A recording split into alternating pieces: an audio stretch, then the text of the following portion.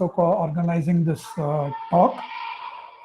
Firstly, I hope everybody is able to hear me.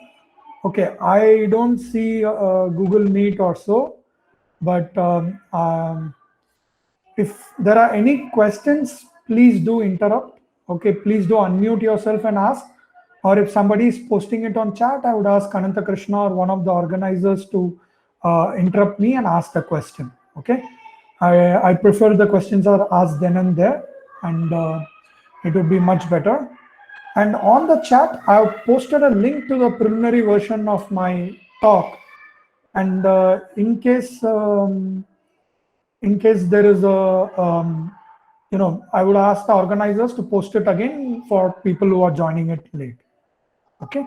So yeah, unfortunately, I don't get to see anything about the chat or anything.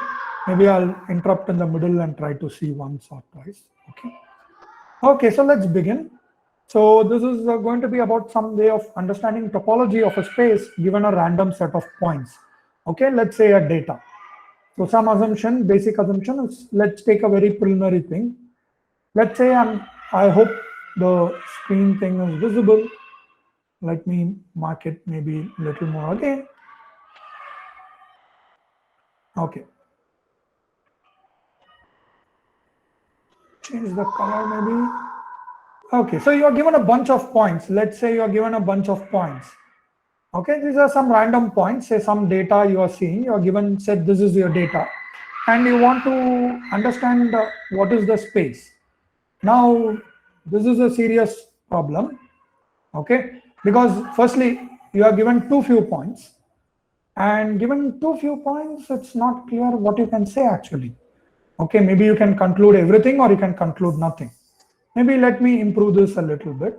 Let me say, okay, now what I'll do is that maybe someone starts giving you more points.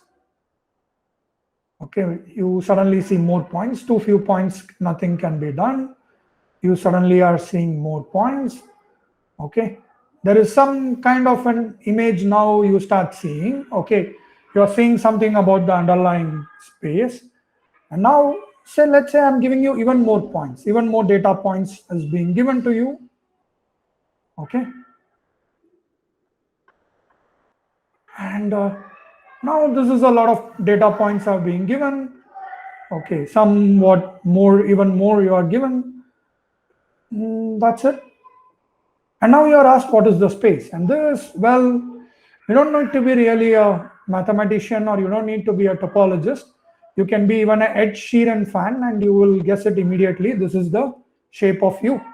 Okay, so this is the shape and this is the space that you think this is the shape. That all we have given is a bunch of points from U. Okay, and so you guess this just visually. Okay, this is all we am doing is that you are guessing this quite visually. Now suppose someone gives you a lot of points like this, for example.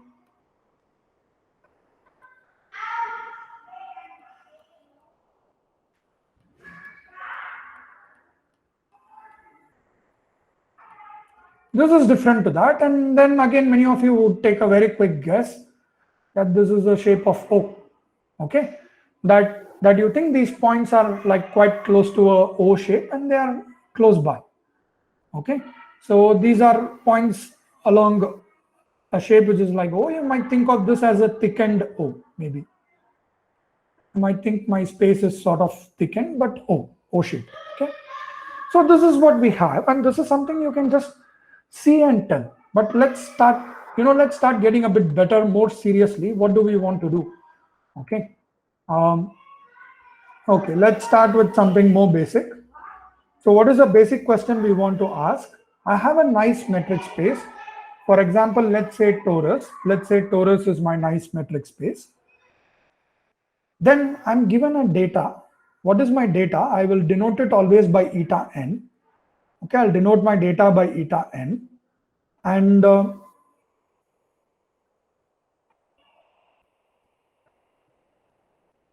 yes, okay, data is eta n, and then which is a bunch of points, a random number of points in M.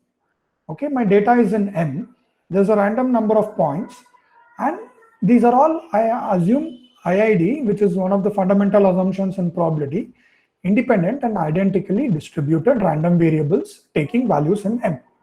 Okay, and I will assume that the number and the xi's are all independent. Okay, everything is nice, independent.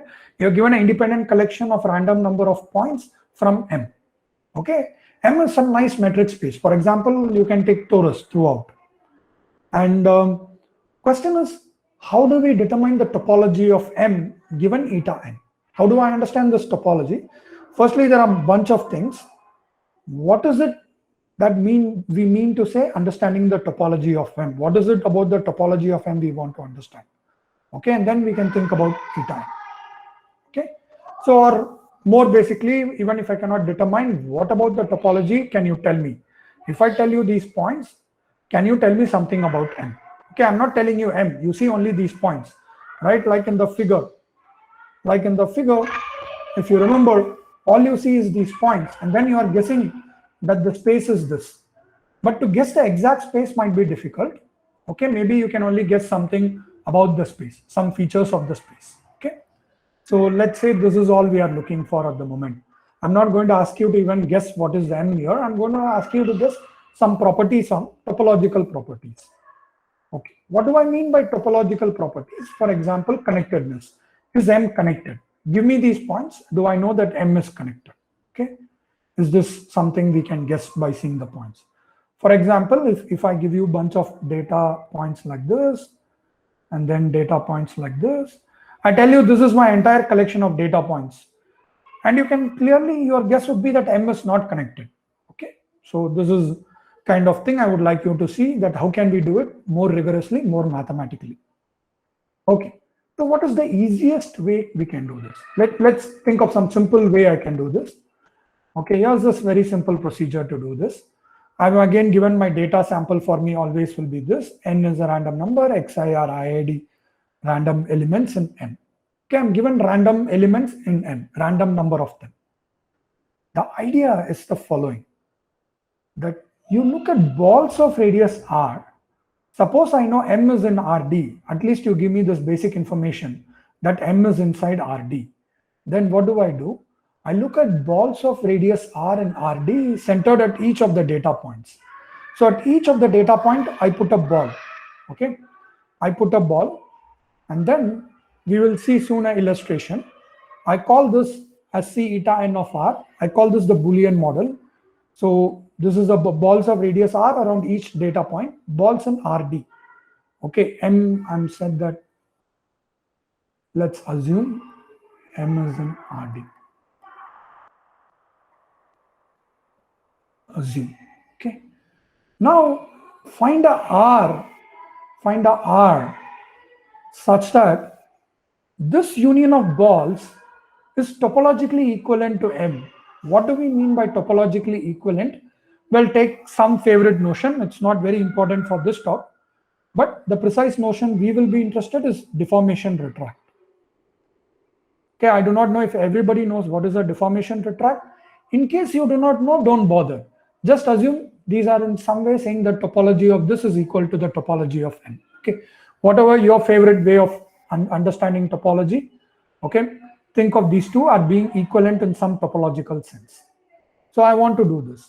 Now, why is this firstly possible? Is this possible? Now let's do it. For example, I'm given these kind of data collections. I draw balls like this. Let's take I draw balls. Okay, now this one is not true. This one, if you see the balls, there are multiple connected components. This is not equivalent to M. The basic thing I need is at least the number of connected components of this. Number of connected components are not equal. Okay, so this one, number of connected components not equal to 1. Okay, the underlying shape is a O or a circle. The underlying shape M is equal to S1. Let's call here M is for me S1 circle. Okay, M is circle. Now the number of connected components here is not 1, so this is not good. I'm not getting anything. Okay, so this is okay.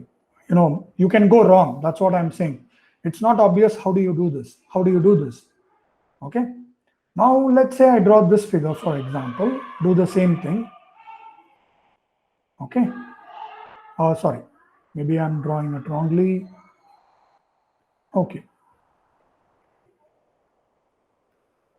Okay, now this one also, I see that there are some gaps here. The number of connected components is still not 1. Number of connected not equal to 1. Okay, so this is also wrong. I'll put a wrong here or wrong here. And now my final thing, the correct one, of course, I'm going to draw it correctly.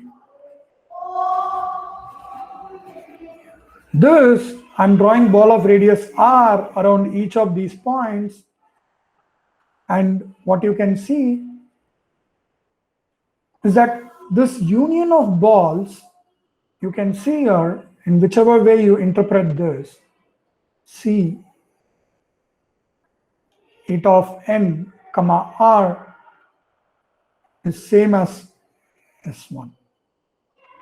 Okay, these two are topologically equivalent. So this is the first thing we get, that these are topologically equivalent. Okay, so somehow there is a choice I can make of R. If I have a large number of data points and a correct choice of R, then I can understand the topology of the underlying space and this have to be equivalent. Now the question is, theoretically, what we will be interested in is to know that how does Rn depend on different M? How can I guess Rn? Okay, given some very basic information about M, how can I guess Rn? This is what we want to know. Okay, so this is the main focus of the talk going to be. What are we going to guess and how are we going to guess? Okay, any questions? Again, I don't see the chat. If there is, I don't know, anything. Okay. Whenever I try to see the chat, it goes into this infinite recursion.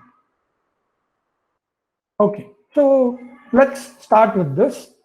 Please again interrupt whenever something is not clear. I'd be happy to answer it and move on. So the aim is now that we want to know what is the choice of the radius I can choose given some underlying information about the manifold such that the union of balls is equivalent to the manifold. Okay. So firstly, is this idea anyway useful? Can we do it at all? Is it possible? I'm telling you that I do not know M. This is the point. Hello? Yeah, I have a question. Yes. When you talk about BR of X, you're talking about the ball containing X. What can you just elaborate that notation once again? Yeah. Okay. R balls in RD, I should have said, centered at X. X is the point Okay. of theta n, right? Oh, So let's maybe I'll put it here xi for more clarity. Okay, centered at xi. yeah. Is Okay. that Thank you. okay? Yeah. In There's a question in RD, the chat. There's a yeah, question in the chat by Tony who says, for large enough R, wouldn't we have gotten connectedness? yeah, you will get. But what you could happen is, for example, if you take R much larger, you could even kill the hole, right? Like I do not know what is the right. You are right that when you take R large enough, you will get connectedness. But you could also take too large and you could kill any other feature that you might not distinguish between a U and a O. Let me maybe draw a figure and explain. Yeah, that is, you would have a U and you have a O, and then if you take a lot of, let me say, a lot of balls, if your ball radius is large, I don't distinguish between the two at all. So I don't want a R to be too large either. So there is some kind of a trade-off. Okay. So you cannot take arbitrarily large R. So these two are equal. So not clearly because the underlying shapes are different. Okay. So this is a point. Is that okay? Does that explain the issue?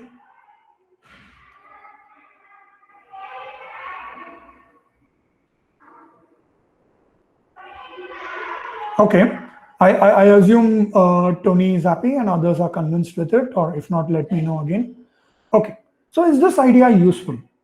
Let's think of our idea that we are given a bunch of data points okay, and i.i.d random variables, and then I'm taking a Boolean model, which is nothing but C of eta n R, okay, union of balls. Is this useful? Okay, so Neogi, Smale, and Weinberger. Partha Neogi is a computer scientist. Steven Smale, of course, the field's medalist, and Shmuel Weinberger, a well-known topologist, kickstarted this entire business. They said that if M is a nice enough space, you fix an error delta, M is a nice enough space, then you give me an N, I can find the N large. Okay, I should say here N large. There exists a R, okay, Rn, where it is C times log n by n to the 1 over d. Remember, M is inside, M is in Rd. C depends on some basic information about the manifold. Not too much, but you need some info. You cannot tell me nothing and hope to get something. You have to tell me something about the manifold. Okay, it does not have too much self-intersection, the reach or something like that. But you give me some information that you can somehow say that, not fully. You don't need to tell me what the manifold is. You need to say me it lies in some nice class, and C depends on parameters of that class. Then with probability 1 minus delta, it depends on delta also. Information about the manifold and delta. Okay, so depending on that, I can actually show that this Rn you do recover the homology. Or I don't say, I will define what is homology, forget it for the moment.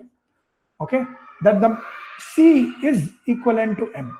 Okay, the Boolean model is equivalent to M. So at this radius Rn, my topology of this union of balls Boolean model is equivalent to the topology of M. Okay, this is a starting point of our thing, that this idea is useful. Okay, this idea is definitely useful. Okay, this is just to convince you. We will see something more on these lines. The entire talk is going to be built around something like this, in the sense that we are going to see variants of this type of thing in some more detail, some more carefully. This just a precursor to just say something that people have managed actually to determine a specific radius correctly, that if you choose it this way, as you see, you cannot choose it much larger. You cannot choose it very large also. You have to choose it the right way.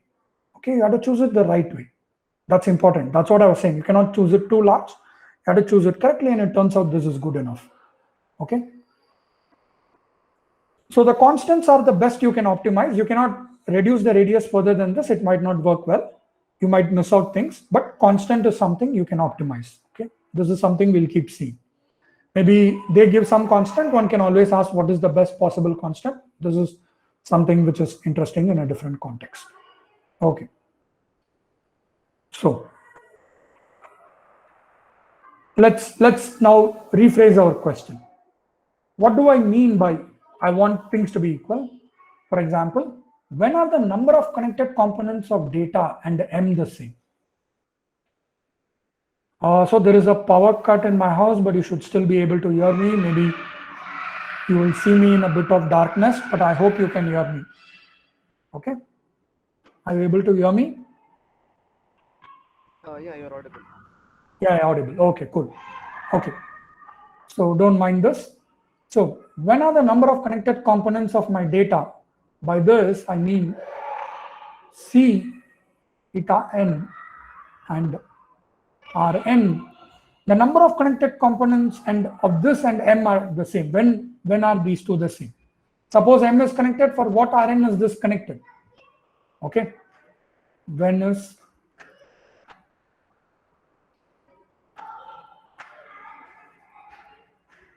let's say M is connected. Say M is connected. Okay. Now, when are the number of holes in the data and M equal? For example, we saw the circle has a hole, U does not have a hole. When is it equal? Okay. And then the next thing you have to worry is the different types of holes. Can you identify different types of holes? You know, the hole in a circle is not the same as a hole in a sphere. Okay, the hole in a circle is different from a hole here. Okay, this is a hole, this is a cavity or a void. Okay, this is one dimensional, this is two dimensional. Okay, are these two, how can I identify the hole here versus the hole here?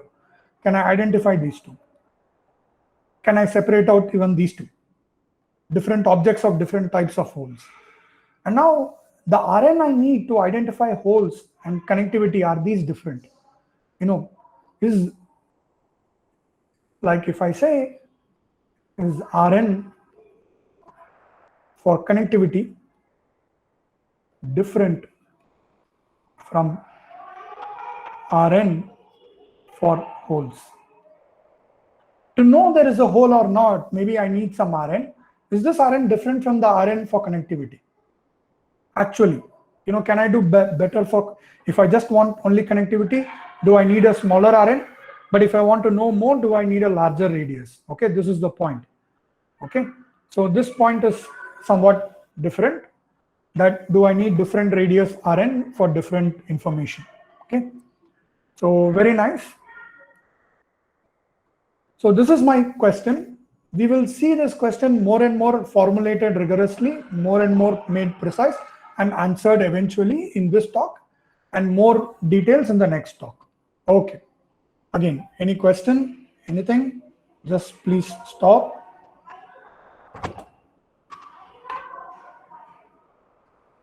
Okay.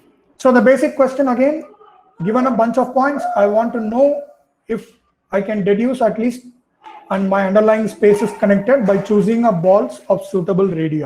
Okay. Now, to understand holes, I need to introduce homology. Let me do it quickly, intuitively by examples. Okay. So first thing in homology, B0 of S. Okay, these are called Betti numbers. B0s are called Betti numbers. I will use B0 for convenience. Betti numbers. Okay. BIs are called Betti numbers. Give me a subset of RD, nice enough subset. Let's assume compact and everything. Okay, let me assume it's compact. Okay, B0 of S is the number of connected components minus 1. So I subtract 1 from the number. Okay, just for convenience. Okay, so Bk is the number of k plus 1 dimensional holes for k greater than 1. Bk of S is the number of k plus 1 dimensional holes. Okay, and then in a d-dimensional space, you cannot have a d plus 1 dimensional hole. So Bks is always 0 for k greater than or equal to d. Okay, so the interesting things are these two. This is something all of you know, I assume, from your topology. What is the connected component of a space? So this I can assume, I hope. If someone doesn't know, I mean, maybe is there some way of indicating? At least I would know how many will be finding this itself harder. It's not that I would be giving a definition, but I guess this is somewhat intuitive. Okay. Bk is the number of k plus 1 dimensional holes. Now let's do some examples. Okay, I'm giving you 3 examples. B1S is the number of essentially one-dimensional, two-dimensional. I made a mistake here. Yeah, sorry, this is correct. It's a k plus 1 dimensional hole. If you see, a k plus 1 dimensional hole has to be surrounded by a non-trivial loop. That is, this is a 2-dimensional hole, right? This is a hole inside. This is of 2 dimension. So it essentially is the number of non-trivial loops. So B1 of S is equal to 1 here. Okay. And in general, B1 of S is the number of non-trivial loops like this. Now, this should be B2. This is a mistake, B2. B2 here of S is equal to also 1.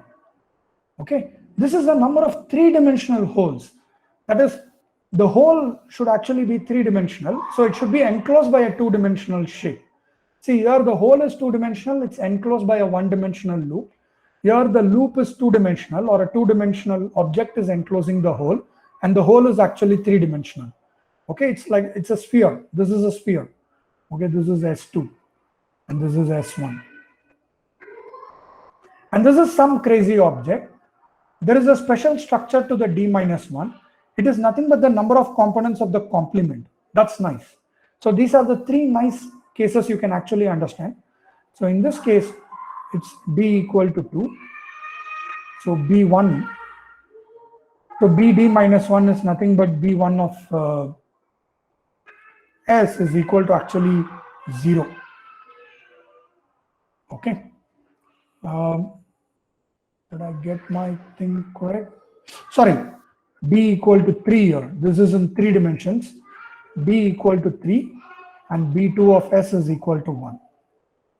So there is no big difference between this and the sphere in terms of the cavity inside. There is a cavity, one cavity inside the sphere, there is one cavity inside this shape, okay? So in some sense, the B2s are the same. The number of the Betty 2, B2 is a Betty 2 is the same, okay? This is for me Betty K.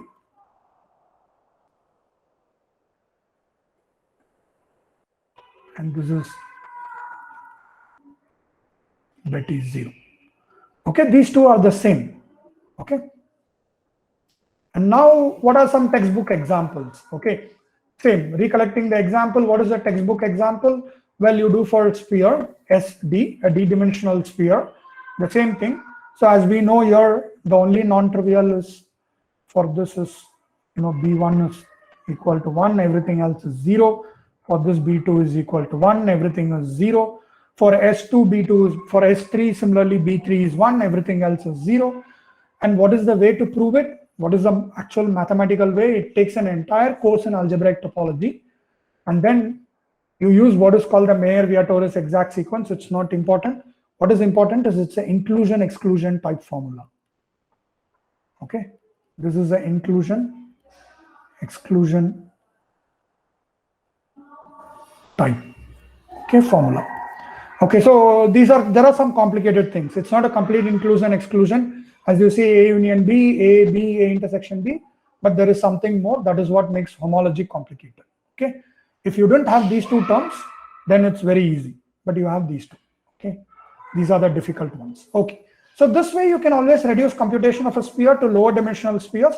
You can break a sphere into 2 hemispheres and use this kind of formula and do it. Okay, so now let's take some popular examples around you. First example. Okay, unfortunately I got it a bit wrong. Yes, something all of you see. Okay, the vada, or in some sense mathematically this is the torus. Okay, in this case this is 2-dimensional torus. So let me call it T2. This is a 2-dimensional torus. Okay, and then there are two. It's connected. So number of connected components -1. B0 is 0. This is B1. It could be 2 or 1 depending on hollow inside or not. So one loop is this. Let's say, let me draw this. I have one loop. If it is hollow inside, you have a second loop. Okay. If it is hollow inside, you have a second loop. If it is not hollow, you have only one loop. If filled inside completely. So to know a vada is filled inside completely or not, you can compute its Betty 1. And if the Betty 1 is 2 or 1, will tell you if it's inside, it's fully filled or not. Okay, this is one way of knowing if your vada is filled inside or not, is to compute its Betty 1. One, well, complicated way you may say, but nevertheless, mathematical way of doing it. Okay, there is a formula to compute. The formula is not important for us, but I'm just indicating you there is a very precise formula to compute whenever something is a product. Okay, if you have a product, you can compute it by using the Kunet formula. A d-dimensional torus is nothing but product of S1 circles. Okay, and you can compute it using the Kunet formula. It's not necessary for the talk, but I'm just telling you how you understand Betty numbers mathematically also, not intuitively, but also mathematically. Okay, now let's come to a more popular example, a t-shirt. Okay, here is a t-shirt. Okay, what is its number of connected components is 1, so this is 0. How many holes, how many loops are there? There is one loop here, so let me draw one loop. Oh, I should choose a different color. One loop here, one loop here, one loop here. You might ask, what about this loop, the fourth loop? Okay, now this fourth loop actually can be written as a combination of these 3 loops. That is the point. Okay, so this is a slightly tricky example. There is no cavity here. Okay, so there is no cavity, and so this is what is the problem. Okay, so actually I should point out one more thing. Even in the example here, is 0 if it is filled. So there is no cavity. If it is hollow, there is no Betty 2. Okay, there is no cavity inside if it is 0. So depending on your vada is fully filled inside or not, you can get a 0, the Betty 2 and Betty 1 will be different. That is inside there is a hole or not is what this is measuring. Okay, these are two different holes, spherical and a circular hole. Are there two circular holes or is there one spherical hole? These are two different questions. In a shirt, 3 circular holes and no spherical. Okay, there are 3 circular holes and no spherical. Okay, that's a difference between a t-shirt and a vada, is that the Betty 1 and there is no Betty 2 and the Betty 1 is also different. Okay, so this is a way to understand from examples. Now let's get back to our question. Again, now let me make our question quite formal. It's that I'm given my data sample. I am given my data sample. Okay, I have my union of balls. So when is B0 equal to B0 of n? For what sequence Rn is this true? Now for what sequence Rn are the holes equal? By the holes being equal, I mean that Bk should be equal to Bk of n. Bk of the Boolean model is Bk of m. And do these occur together at, are these, all these B0 and Bk equal together for one value of Rn? Are the Rns at which these are equal very different? Okay. And a more basic question, let's make this question as simple as possible. Let's make it as simple as possible, this question. My data, I take it to be in a torus. Okay, a torus for me is just the 0, 1 to the d with the identification. That is, what is a torus? A torus is this 0, 1. And what do? You identify this. Okay. You identify these two edges. The two opposite edges are identified. Okay, that's what we are doing. Okay, so the torus, I'm identifying the 0, 1D and the opposite edges of them. This is a standard way to construct torus. You think of it, or if you do not have not seen this, think of just 0, 1 to the D. Think my space is a unit cube. Okay, forget. Think of my space as a unit cube. For all purposes, ignore this. Okay. If you have not seen the torus, ignore this part. Okay, that's just 0, 1 to the D. I have my data in 0, 1 to the D. Okay. And now for what sequence, I know that this is equal to D choose K. When, for what Rn are these actually equal? For what value of Rn is Bk equal to this? Is there a value of Rn? And for different case, are Rns different? Okay, this is the question we are going to answer. Are these different? Are these the same? And what are these? Okay. Is this possible, firstly? And then are these different? Okay, this is the question. Again, I'll take a pause here and I'll maybe give a minute and then a pause. The challenge is what?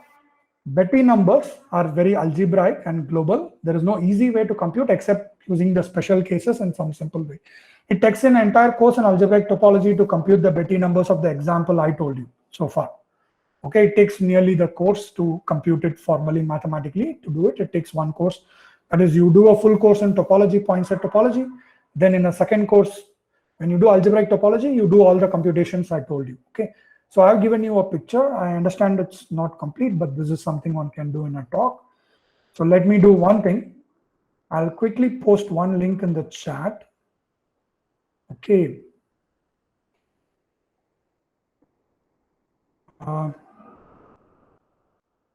This is just for my own sake that in the meanwhile, I'll also wait for a question and I'll give 1 minute to ask any questions. And for my own sake, I would like to know at least how much I achieved. Okay, so this is a quick opinion poll that you can go vote it. It's anonymous. I do not know which one of you voted, but I just would like to know at least in the next few minutes if people liked it or not.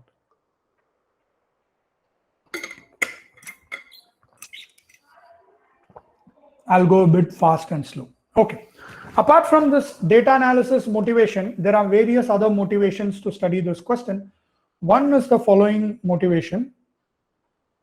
Okay, one big motivation is Isidor Singer won an Abel Prize in 2004 or 3. After the Abel Prize, he was asked to predict a new direction in mathematics he expects, surprising direction.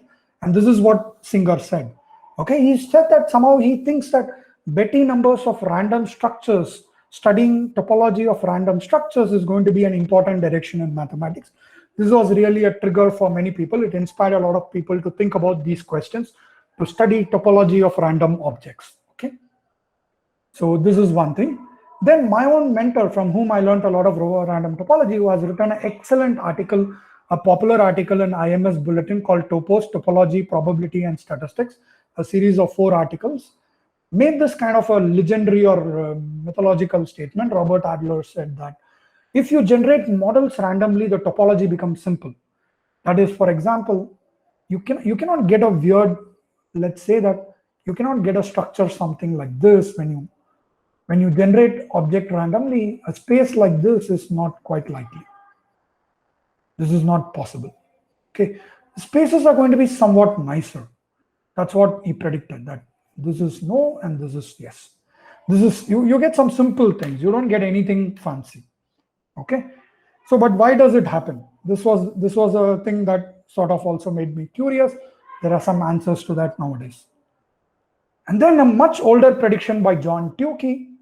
Okay, when we studied, John Tukey was a topologist who later became a statistician and introduced what is called exploratory data analysis. Okay, introduced what is called exploratory data analysis, and he made this statement that, you know, given data, you should try to study some unfamiliar or non-standard summaries or so or of data. Okay, this is what he said. And I interpret Betty numbers as an unfamiliar summary, and we want to study them. Okay, so this is what I want to do. Okay, so let's move on.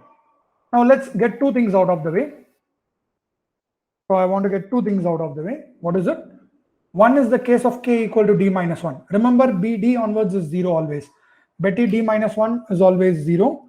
Okay, so Betty bd onwards is not a problem for us. So bd minus 1 is okay. And now what are we going to do is that I have the same question, data, I have my Boolean model, and now the statement, mathematical statements we are interested in are precisely statements of this form. Okay, note one crucial difference I've made is also I'm taking the R ball in the torus, not RD. This is for mathematical simplification, not RD. This is easier. Mathematically, this is easier. Okay, you're studying an intrinsic ball, not an extrinsic one. So this is the point we are looking at, and this is what I want to see. Okay, instead of an extrinsic, I'm studying an intrinsic ball. Okay, so it's R ball. Flato, Newman, Janssen. Okay, these were actually differential geometers, Flato and Newman. So they proved the following thing. I mean, this is not exactly what they showed. It follows from their results, but okay, what did they prove? I will call this a sharp threshold. Okay, for coverage or topological equivalence. What did they prove? Boolean model is now a subset of TD. So they showed if you take n theta d Rnd to be log n, that is, if you take n theta d Rnd to be log n, so Rn is here, log n, d minus 1 log n. So I made one mistake here. This should be a minus d minus 1 log n. Okay. Okay. So if n theta d Rnd minus log n minus d minus 1 log n goes to infinity, that is Rnd is much larger n theta d Rnd. So in other words, this says that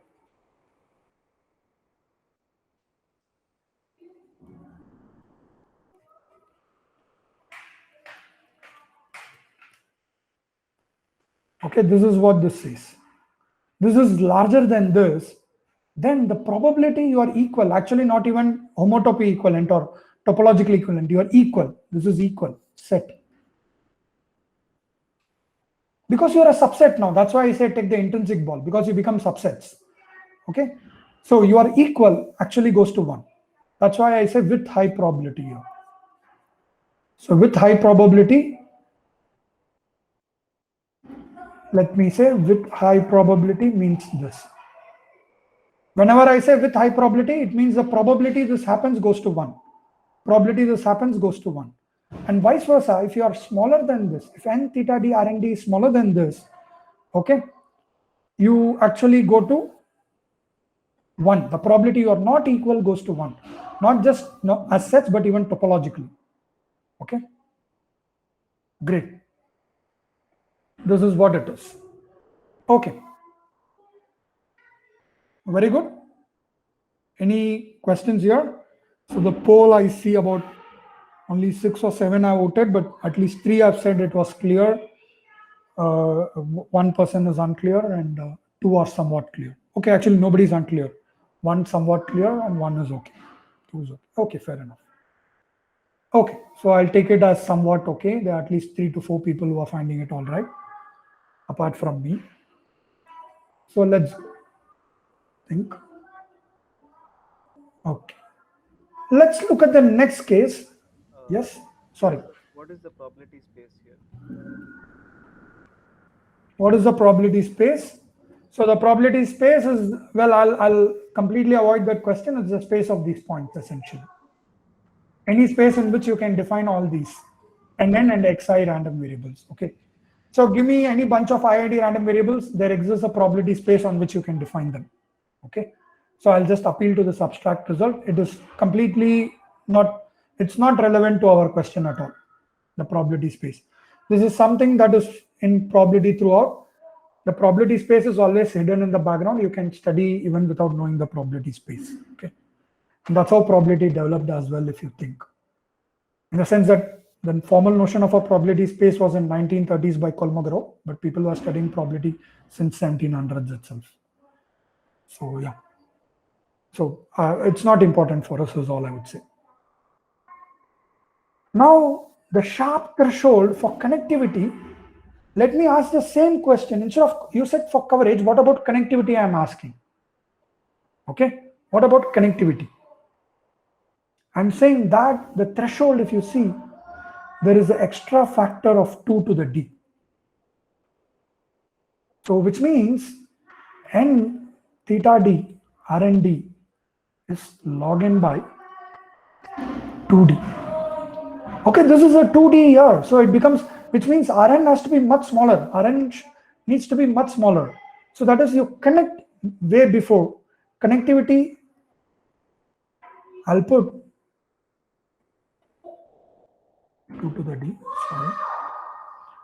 Connectivity happens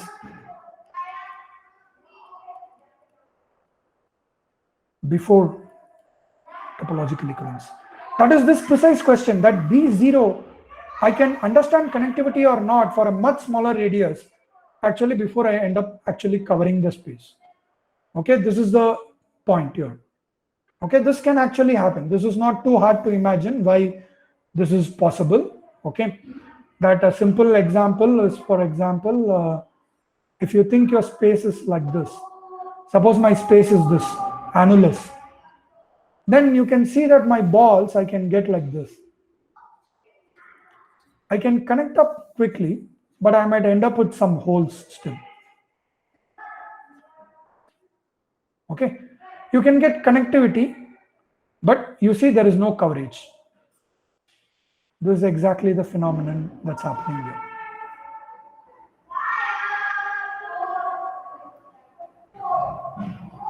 Okay, this is the phenomenon that you have connectivity but not coverage. Okay. Okay. Now the point is, I'm not going to discuss these proofs. All I'm going to say is that the broad idea is common, but this is quite geometric, and coverage is more geometric. Connectivity is combinatorial. You can study in terms of graphs also. Okay. So this is all I would say, and nothing more I'm going to say. Again, any question I will take. I'm going slower than I thought. Happens. Okay. So let's make our question more basic. Again, let's go back to our basic question. This was the question we asked. When is for what sequence Rn? Rn is Rn of k. Are these two equal? The Betty k of the Boolean model is same as Betty k of the torus. Okay. When are these two equal? Or Rn k is different? And we have shown that Rn 0. Oh, sorry. This is Rn d minus 1 itself. I made a number of typos. Sorry, this is Rnd only, sorry. Yeah. Rn0 is much smaller than at least the last one. I'm getting at least this, there is some difference between these two. These two are different. What about other Rnks? Okay. And now here is the point. We are going to now seriously need some topology. We are going to seriously need some topology. Okay. So let's give some little good point to take a light pause also and give some history. Is that Betti numbers were introduced by Betti in 1871. Poincaré actually coined this term. Of course, Betti didn't call it Betti numbers. Poincaré called it, and then this modern approach, which is algebraic, which I have not described, okay, was developed by M.E. Noether and then Vietoris and Mayer independently in 1926. And the last piece of topology we are going to need, which is very crucial now for the remaining Rn case, was introduced coincidentally. It's coincidentally in different continent. M.E. Noether, of course, German, France, and Vietoris and Mayer are actually Austrians. Okay. The last piece was actually in America by Meixt and Morse, who introduced what is called Morse theory. Okay. So this is the key for us now. This is the key, Morse theory. Okay, very good. Morse theory in one picture. Let's do just one picture to indicate Morse theory. What is the aim of Morse theory? Let's say I have a function. I have a function f. This is, let's call it 0, 1. My function, this is my function. Okay, this is very simple function. And then I'm going to look at my set tr. So let me draw my function slightly different. Okay, I just wanted the two things to be different. I'm going to define my tr is to be f less than equal to r. That is x belongs to 0, 1. F of x is less than equal to r. Okay, this is my t of r. And r is some value, okay, in 0 to infinity. Let's call this, I'll take it from 0 to infinity. R is some number from 0 to infinity. Now, what about tr? Where does tr's topology of tr change? Where does it change? Answer is very simple. It changes at some 3 points. At this point, at this point, at this point. Okay. So let me call these values. Let me call them as, let's call this value as, let me say as 1. Let me call this as 1.5. And let me call this as 3 for convenience. And I'll call these points as x1, x2, x3. Okay. So now if you look at what happens is tr is empty set for r less than 1. Okay. And 1 less than r less than 1.5. Okay. Tr, what does tr have? It has one component, two components for, sorry, one mistake here, for r, sorry, 3, and again one component for r greater than or equal to 3. Is this picture clear? And this is the most basic thing. Once you have it, I guess a whole lot of other things follow. Okay, this is the fundamental idea of Morse theory, that the topology changes at these kind of points. And what is special about this? What is special about x1, x2 and all these guys? Very easy to know. All of you, many of you would have guessed it. Local minima. This is also local minimum. And this is a local maximum. Well, it turns out it's global. That's unimportant. It's a local maximum. This is also nice for us. So these are the minima and maxima of this curve. Okay, the topology is changing at these points, which are minima and maxima. So these are essentially the critical points, what are called the critical points. And this is the idea of Morse theory. Okay, let's do one more picture now. The second picture. Let me take the height. That is, I take a function f. This is the height, okay? Of every point I measure the height. Let's say my height is 0 to 4. This is 0. Okay, this height is 1. This height is 3 and this is of course 4. This is the way I map it. Okay. Now again, if you see what happens. Okay, what happens? That of course below 0 I don't have to worry. Here I have to worry from 0. So 0 to 1 is one component. Okay, and then from 1 to 3 I get one component with a hole. Okay, let's actually look at the figure, which is more illustrative. So this is how it behaves from, let me use this figure itself. This is how it behaves from 0 to 1. This is what happens at 1. At 1, you get this loop, for example. Okay, this is, let's say at 2, this is the picture at 2. Okay, this is, height is 1, 2, 3, and 4. So at 2, this is what is happening. Then at 3, you find this. This is, let's say, at 3.5, and at 4, you get the full torus.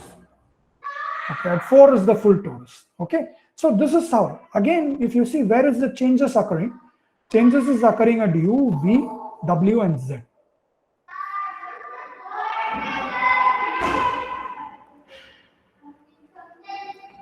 U, V, W, Z. So this is what, let me point out, this is bad thing to write, minimum. Okay, let me point out all of this, guys. This is clearly the maximum. These two are saddle points.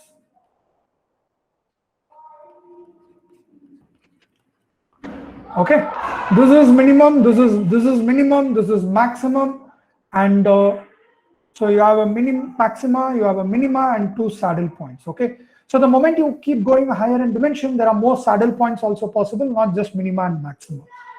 Okay, so this is the idea of Morse theory, that you change exactly at these critical points. Let me define them exactly. Assume that f is a torus function from torus to r plus. Let's say instead of torus, you assume 0, 1 to the d. Assume f is a function from 0, 1 to the d to this thing. You have sub-level sets. Tr is the set of points at which f of x is below r. Okay, these are the sub-level sets. Subset of the torus. Critical points are those points at which the gradient is equal to 0. Okay, critical points are those points at which the gradient, which is the vector of first derivatives, all partial derivatives, is equal to 0. If you're in d equal to 1 or 2, this is very simple. Okay, so d equal to 1, this is only one derivative. That's why it's easy. Critical levels is the values of those critical points. Okay, And what is Morse theory telling you is that topology of TR changes at R if and only if R is a critical level, and this is determined locally. R being a critical level is determined locally, whereas this is global. And this is the most powerful thing in Morse theory. Okay, this is the power of Morse.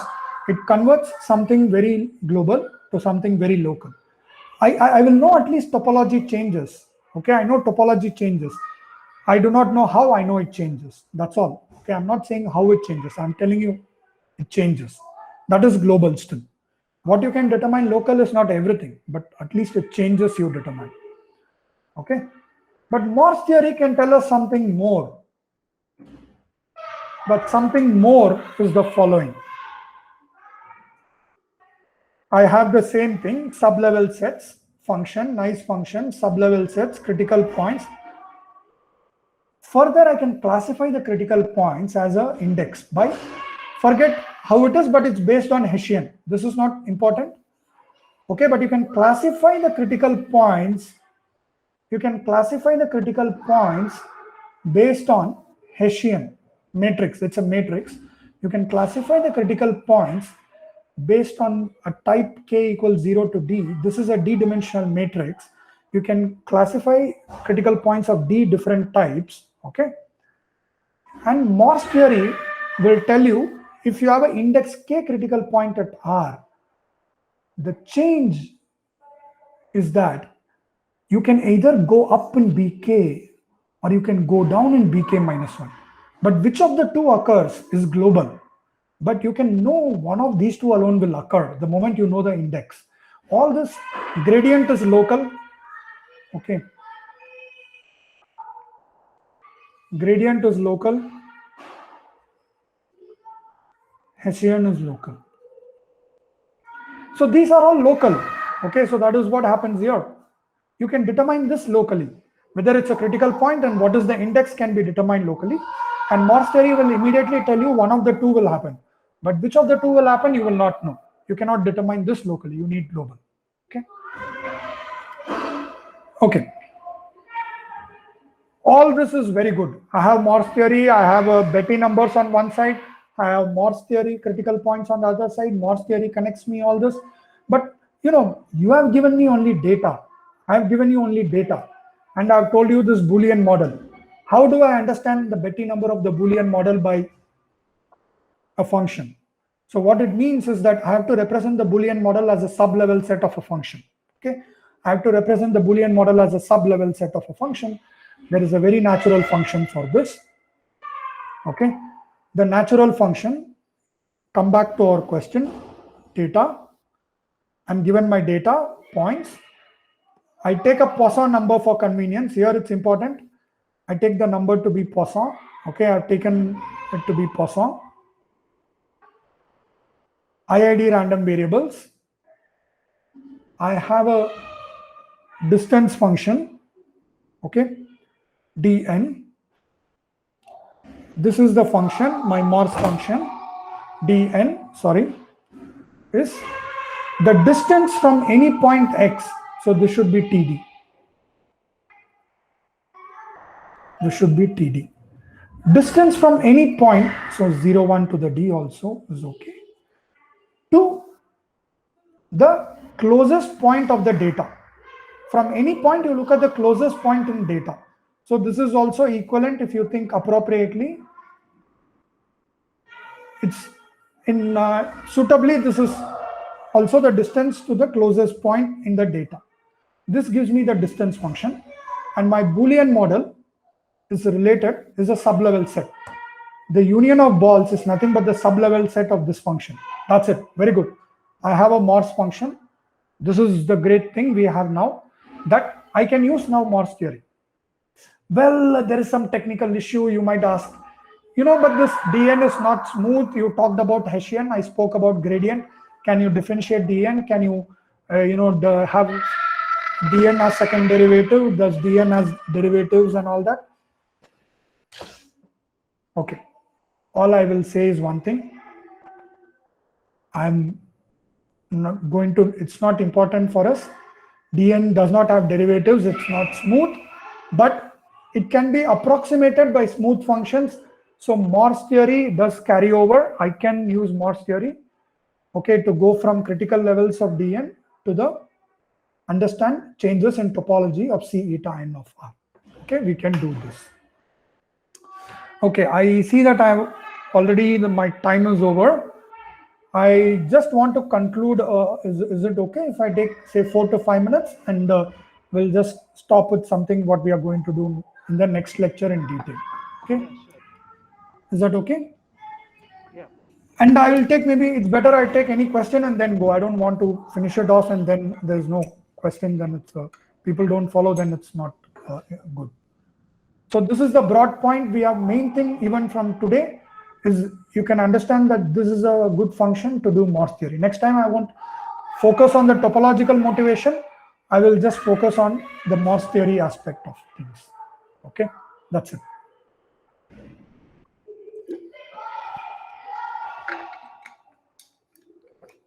Any question? Can you clarify what n subscript n is? You say Poisson. Is it Poisson process? It's a Poisson random variable. RV is random variable. Sorry if I didn't say. Sorry, This is a Poisson random variable.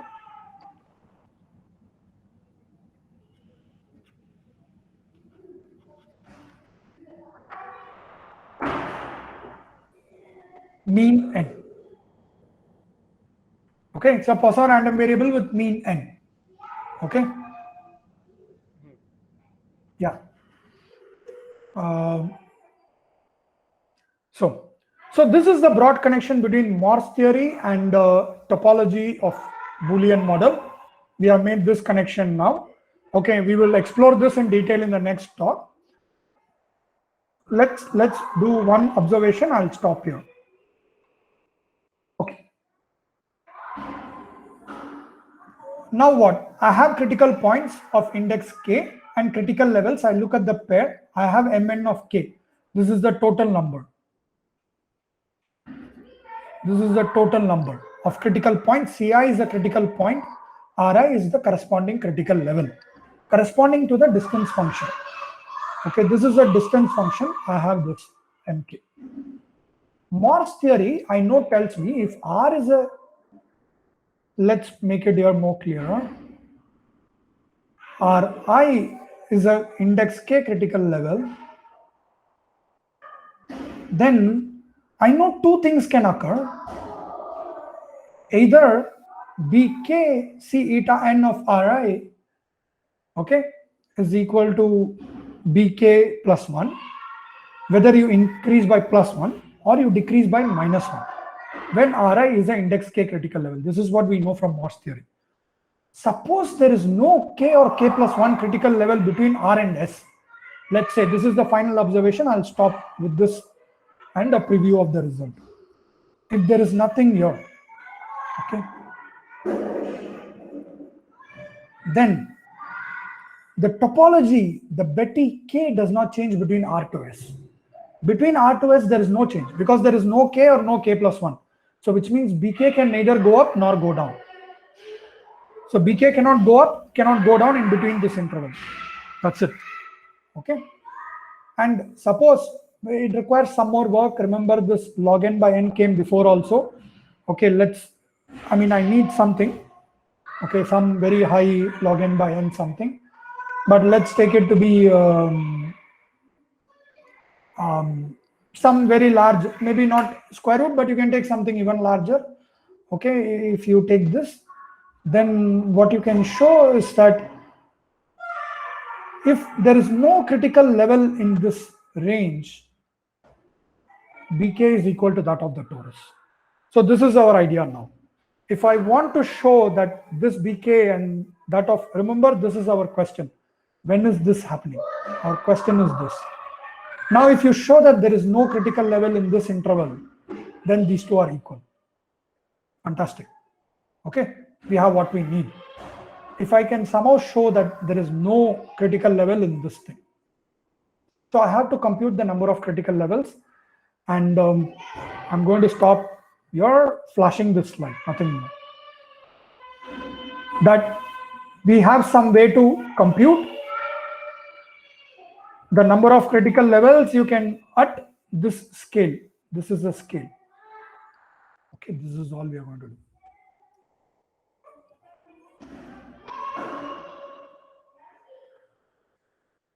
Okay, my aim for today actually was to spend some time on this and give maybe some idea of proof of this, but that's okay. I knew that was always very ambitious. One never finishes what one aims for in life or in talks, but okay. So that's what it is.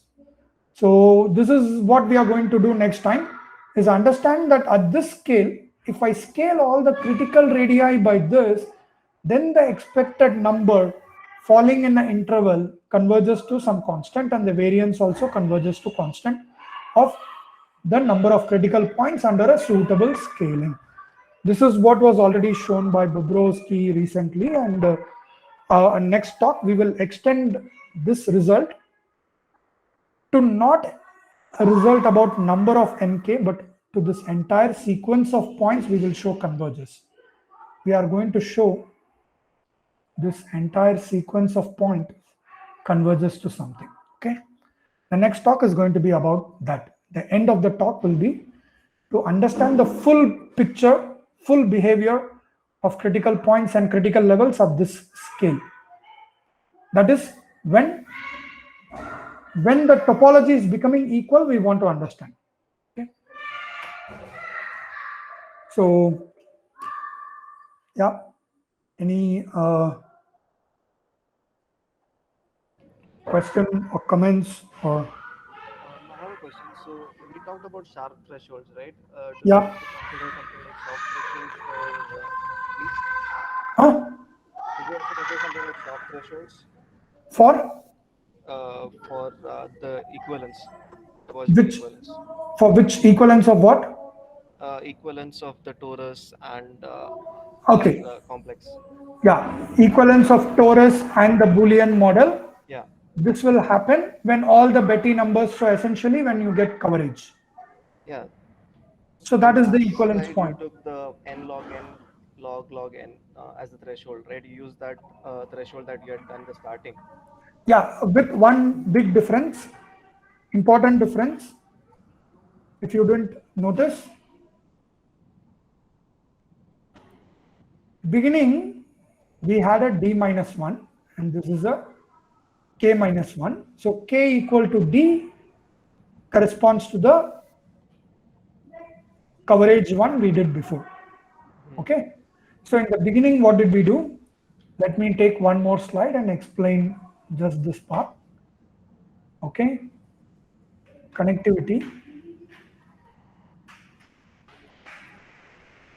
sharp thresholds. For connectivity, this is n2d, theta d, rnd, log n. Okay. For coverage, that is c eta n, Rn is equal to Td, is n2d, sorry, n theta d, Rn to the d, log n plus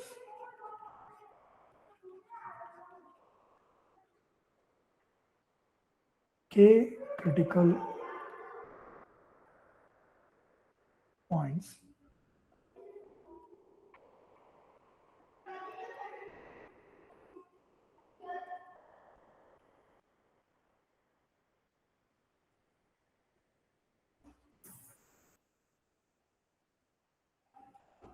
yeah. Okay, is this clear? Sorry, the handwriting is a little bad, but Yeah. this is the difference. Okay, the sharp threshold, we will show the exact next slide was that only. I mean, okay. So next slide was to just say this only, but due to time, and I'm already sorry for taking more time. So I decided to start next time. I will recollect whatever we did with Morse theory a little quickly and then go ahead.